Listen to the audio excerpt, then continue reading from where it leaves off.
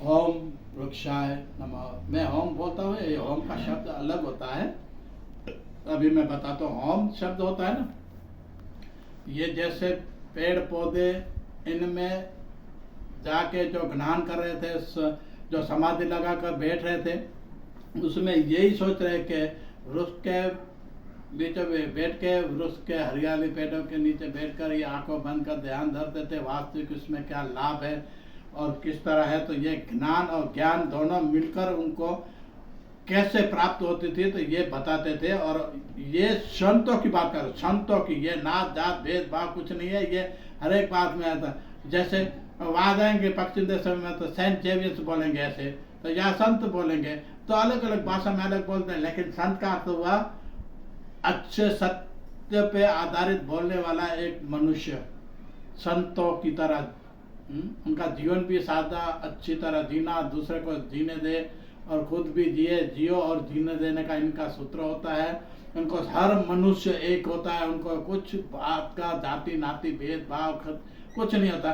तो इनके अलावा मैं इनको बात बताऊं कि मैंने सुना है, तो जैसे ये लोग बोलते कि पेड़ के नीचे बैठने से क्या क्या ज्ञान हुआ, तो उनको ज्ञान हुआ होम शब्द की उत्पत्ति।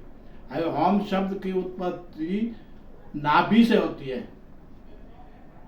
अभी तक जो नाभि से होती है, ब्रह्मांड के लिए ये लोग बोलते कि इस तरह उत्पत्ति हुई है।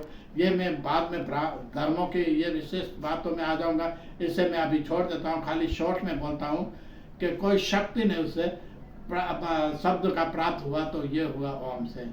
फिर दूसरी बात है कि इन शोधों में से और शोध भी हुई। जैसे अपन देखा कि सिंदूर है ना, सिंदूर है तो अपन केसरी जो होता है, तो ये कलर के इनका बीज के इनका छोटा पेड़ है, तो ये पेड़ पौधों में ही बनता है ना। फिर इनका तिलक लगाने का अर्थ अलग हुआ। जैसे आंखों के दोनों है इंद्रिय ऐसे सम से होते हैं, अपन देखते हैं कि बहुत बार सिर में दर्द होता है, तो अपन उंगली एक ऐसे बीच में रख देंगे, तो उनका क्या होगा, अपन का शांत मगज हो जाएगा।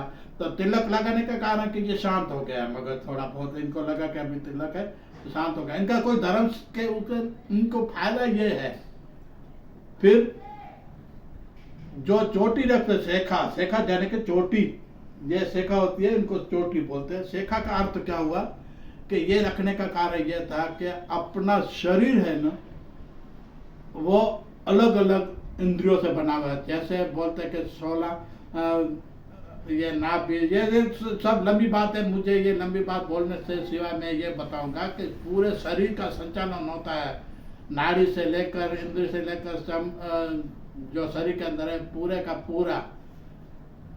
इनके शरीर के बारे में जो दिया है, इनके अंदर जो चोटी का बोलते हैं, ये बमरी बोलते हैं। इधर जहाँ चोटी होती है वहाँ बमरी है। बमरी का अर्थ गोल जो हुआ, तो ये बमरी का यहाँ पे जो चोटी शेखा होती है, वो आदमी के शरीर के अंदर एंटीना की तरह काम करता है। उनका मगज ठंडा रहता है, उनको गुस्सा को बात से बोलना कि नहीं बोलना, ये सब एंटीना की तरह काम करता है शेखा। तो ये शेखा है उनके, कहा जाता है कि मैंने सुना है कि ये चोट शेखा की बाल है, ये ऐसे रख दे और ऐसे लटक जाते हैं, तो बोलते हैं कि उनका जीव 10वें माड़, 10वां ये बोलते हैं माड़ इसके अंदर है, ऐसे बोलते हैं, मैंने सुना है। तो ये सत्य बात है कि होगी।